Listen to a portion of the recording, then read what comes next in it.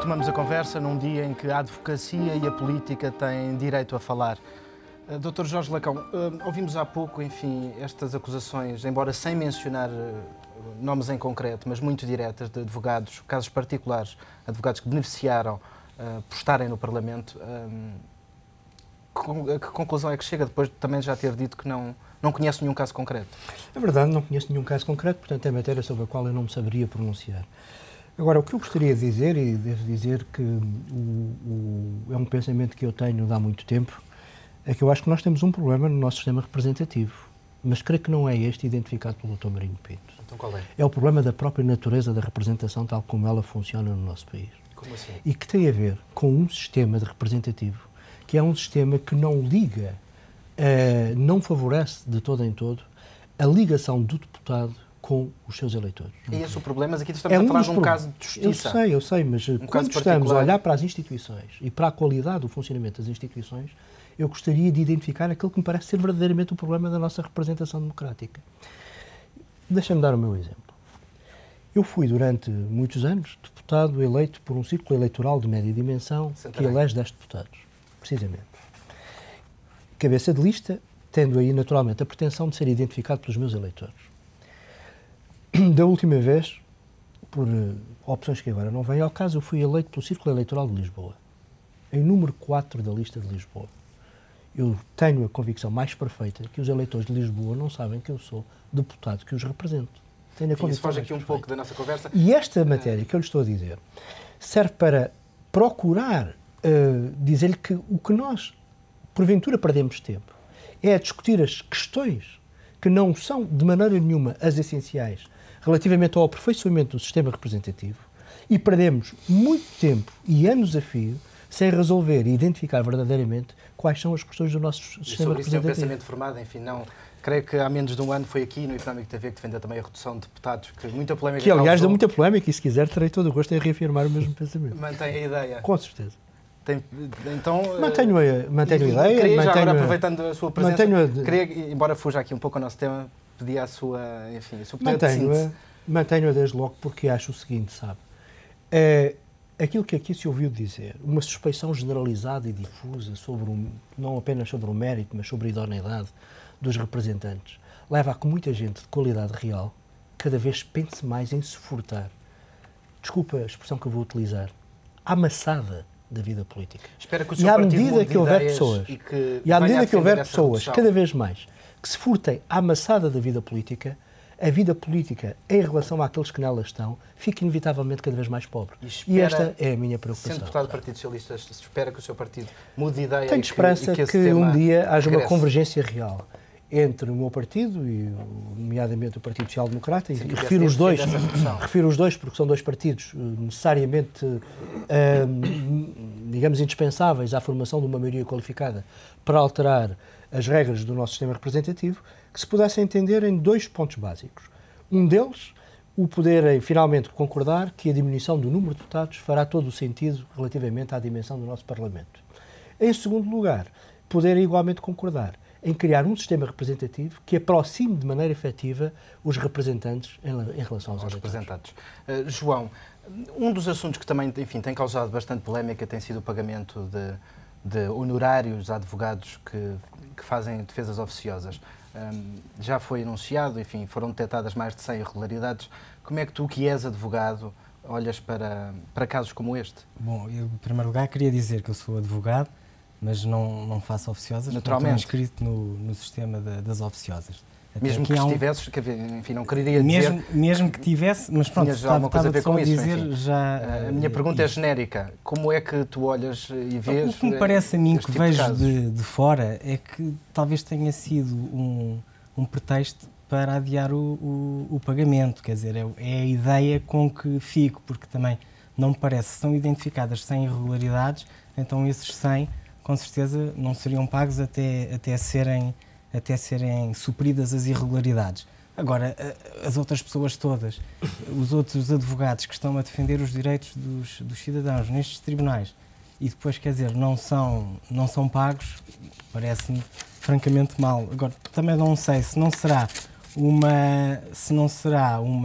digamos, uma forma de querer no fundo, lançar um anátema sobre os advogados que fazem defesas oficiosas para vir propor, eventualmente, um outro sistema em que tem sido defendido até pelos juízes e até pelo Presidente do Supremo Tribunal de Justiça, que é a figura do defensor oficioso.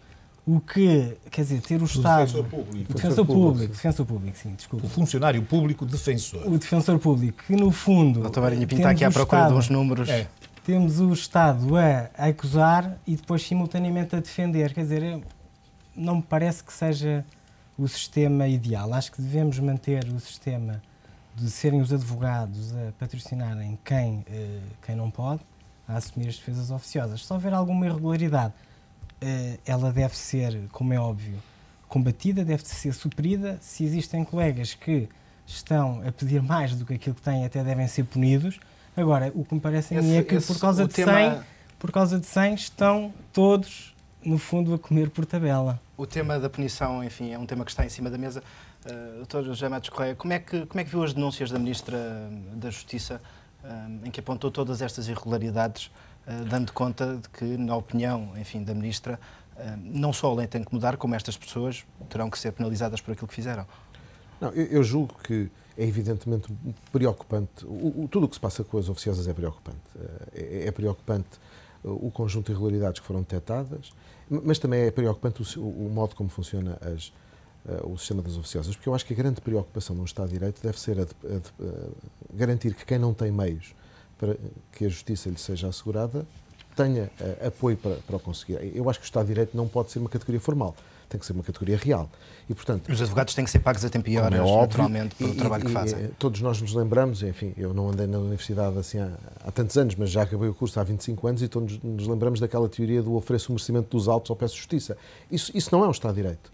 E, portanto, nós temos que ter um sistema de oficiosas que garanta, de facto, que quem defende sabe o que está a fazer, mas também para saber o que está a fazer é pago para isso. Mas também temos de ter um sistema que não permita que as irregularidades gracem. Mas já agora, se me permite um comentário relativamente ao que dizia o Dr. João Teves, eu não conheço o pensamento da Sra. Ministra nem do Governo sobre esta matéria, mas espero bem que não passe por essa ideia de estabelecer uma nova instituição pública que defenda as pessoas que careçam de apoio. Porque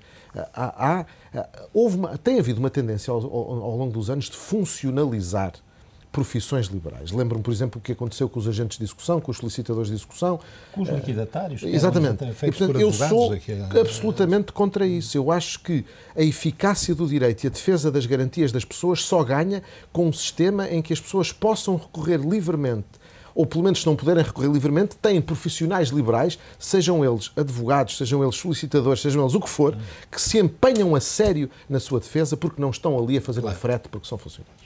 Doutor Marinho Pinto, enfim, sobre eu vou-lhe dizer sobre isto o seguinte. Portugal é o país da União Europeia que menos gasta com o apoio judiciário.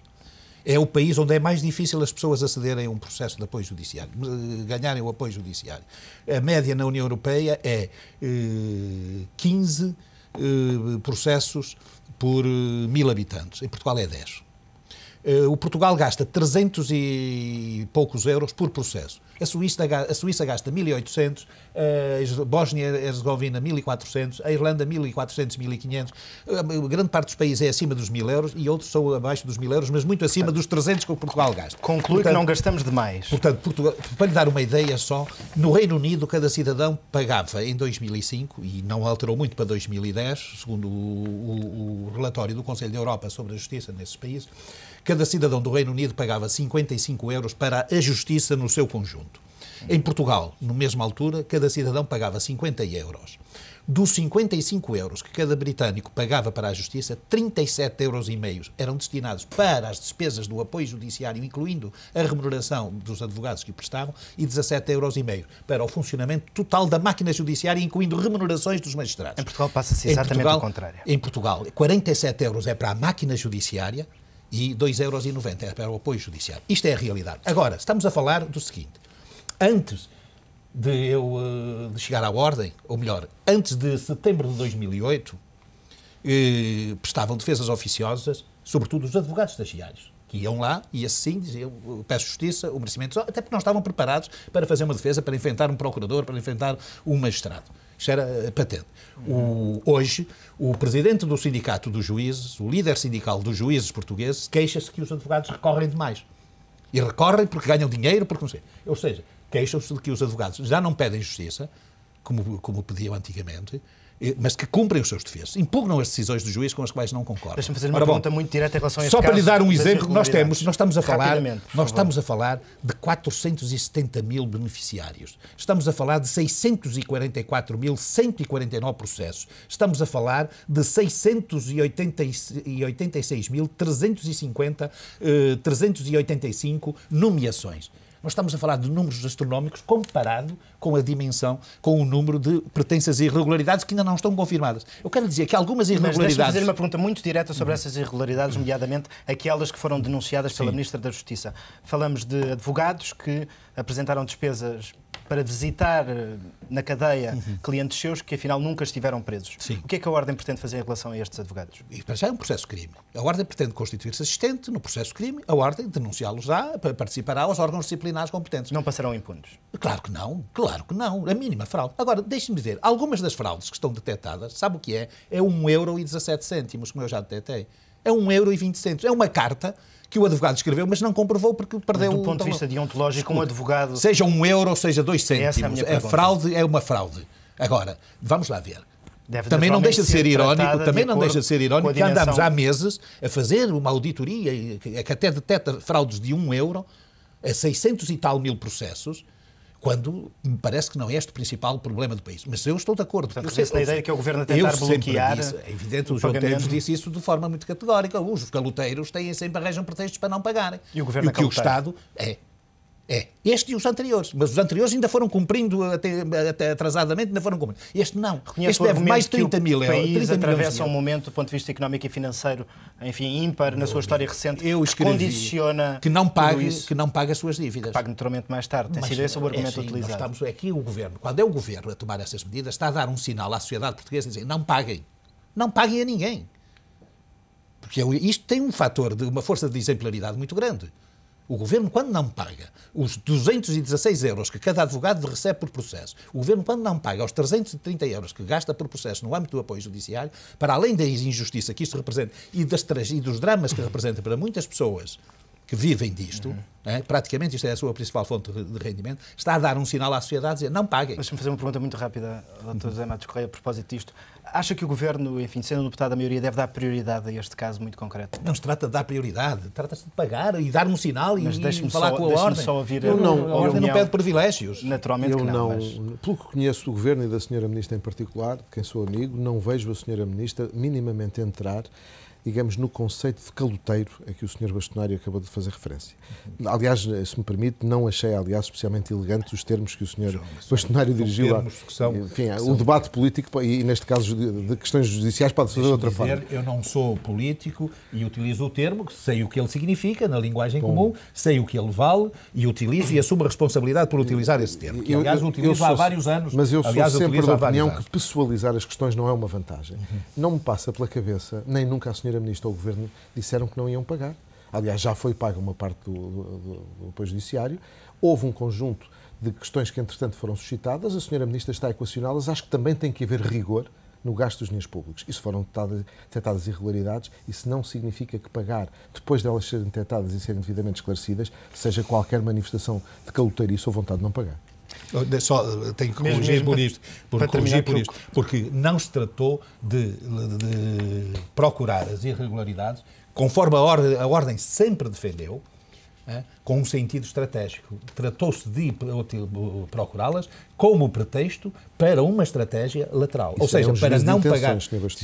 Doutor, meu caro colega e senhor deputado, os factos são óbvios e nós temos a obrigação de os interpretar com honestidade. E é o que eu faço. Posso estar errado, mas o interpreto com honestidade. E a interpretação honesta é que a Sra. Ministra não teve a hombridade de dizer não temos dinheiro e não vamos pagar. Não, arranjou pretextos. Pretextos que são infamantes para uma classe e, sobretudo, para o setor mais frágil desta classe. São os jovens advogados, alguns dos quais vivem exclusivamente disso. E esses jovens advogados não mereciam ser tratados como foram pela Deixe-me só fazer uma pergunta muito rápida ao Dr. Jorge Lacampa, depois também, enfim, continuamos a conversa. Está neste momento no Parlamento, enfim, uma nova lei de arbitragem voluntária que conta, já está para ser aprovada na generalidade, conta com o apoio de PS e de PSD, embora com as críticas muito acesas e públicas do Bastonário da Ordem dos Advogados. Vai no bom sentido esta nova lei? na sua opinião? Dois aspectos. Eu sou favorável a que se incremente, digamos, o processo jurídico da arbitragem, porque sou favorável a que se possam, digamos, desenvolver os mecanismos dos chamados meios alternativos de justiça. O Partido Socialista, como referiu, votou favoravelmente a proposta de lei da arbitragem. São trabalhos, aliás, que já têm tido um desenvolvimento que, inclusivamente, comprometeu o governo anterior.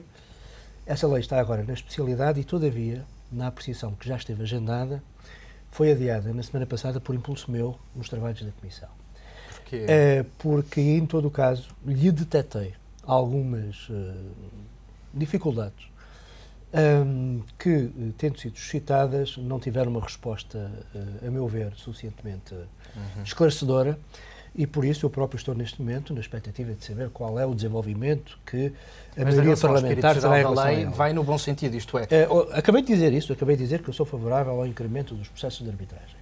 Agora, o que a lei nos apresenta é um tema que eu acho um tema muito sensível, que é praticamente o da definição de um regime absoluto de irresponsável dos árbitros no seu processo decisório.